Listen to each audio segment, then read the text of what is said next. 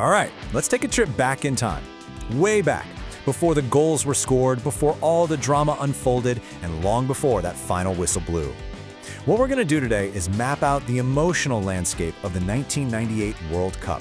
We're talking about the hopes, the fears, and that crushing pressure that defined the whole thing before a single ball was even kicked.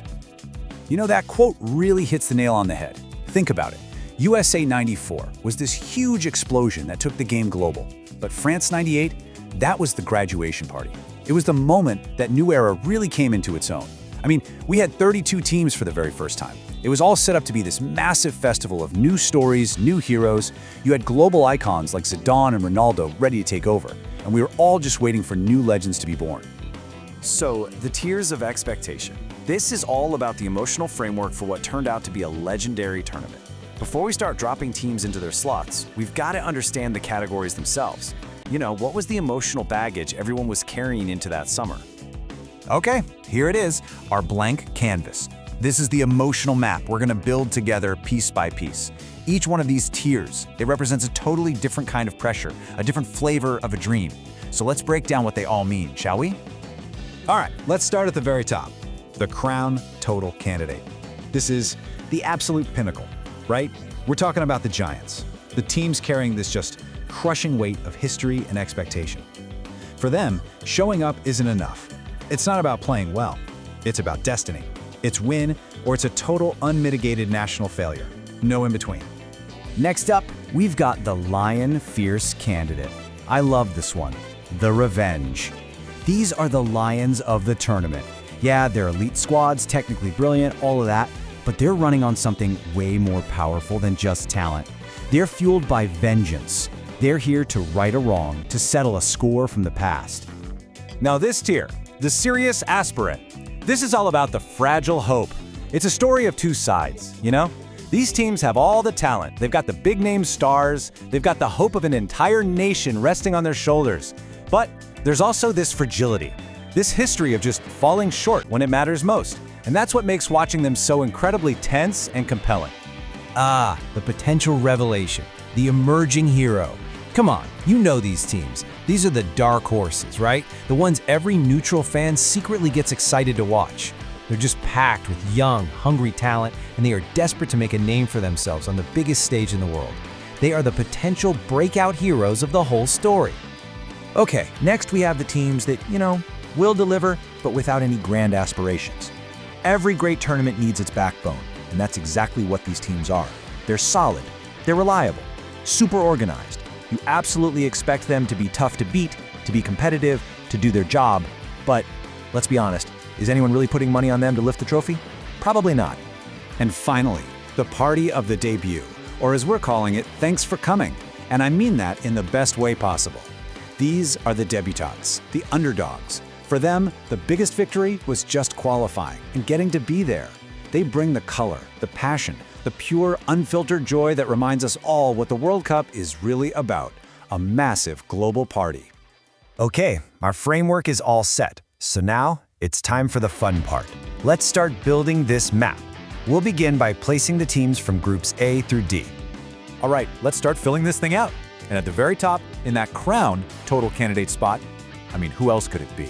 It had to be Brazil. They were the defending champs, and they had this phenom, a young Ronaldo Nazario, who was expected to deliver. It wasn't a hope, it was an obligation. Anything less than winning the whole thing was going to be a disaster. Now, dropping down to the Lion Fierce candidate tier, we've got Italy. Oh man, this team was technically perfect and absolutely burning for revenge after that '94 final heartbreak. And then, what about the hosts? France goes right into the sham, serious aspirant tier. They had the magic of Zidane, but they were carrying that heavy, fragile hope of the entire nation. Talk about pressure. And as you can see, the rest of the side of the bracket starts to fill out our map.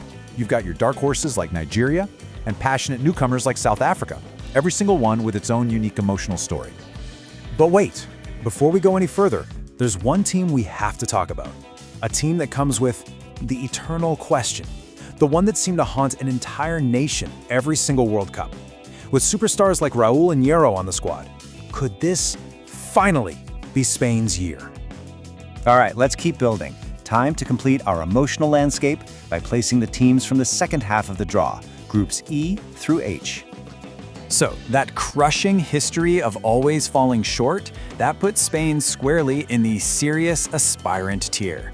They're in good company, right alongside a Netherlands team that was just beautiful to watch, but always seemed to be fighting with itself, and an England side that was putting all its faith in a young golden boy named David Beckham. Now moving up to the Lion, fierce candidates, you've got your traditional heavyweights, Argentina and Germany. Two absolute powerhouses, and both had a massive point to prove. And oh, we absolutely cannot forget about the rocket potential revelation, Croatia.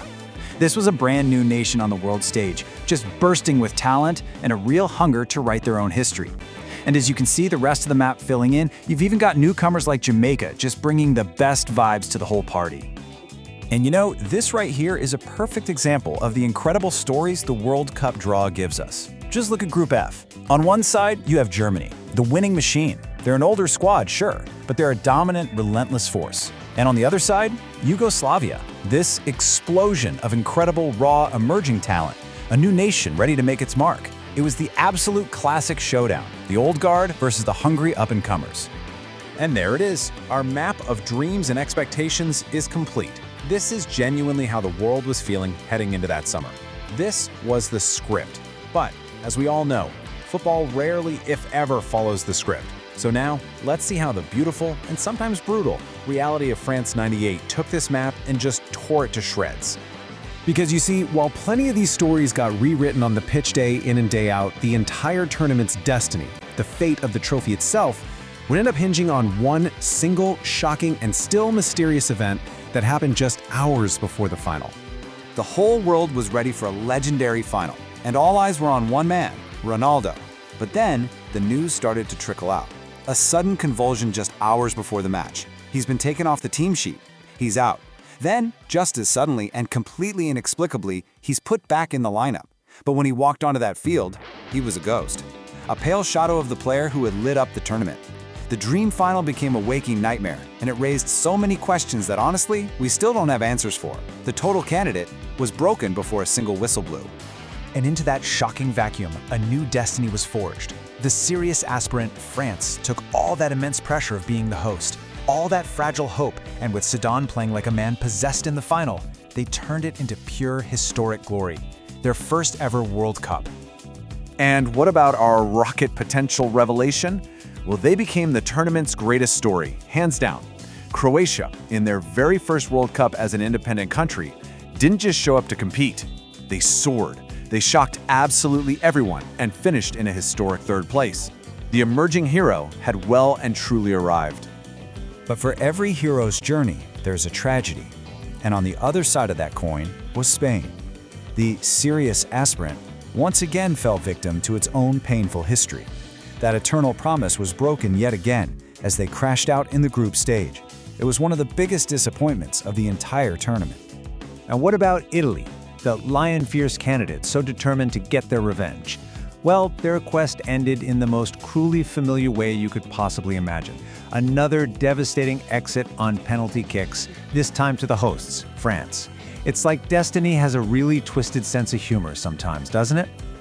So in the end, you see, this tier list of expectations, it's really just the starting point. It's the before picture. The real story, the one that matters, is always written on the grass, where dreams are either realized or shattered, and where legends are born. Because that's what it all comes down to. Football is this: passion, pressure, and the immense weight of a country. If you're as passionate as we are about seeing history told through these kinds of deep dive visualizations and analysis, then do us a huge favor and subscribe to Metric Race. Go ahead, like this one, share it with another fan, and join our community. We can't wait to see you for the next analysis.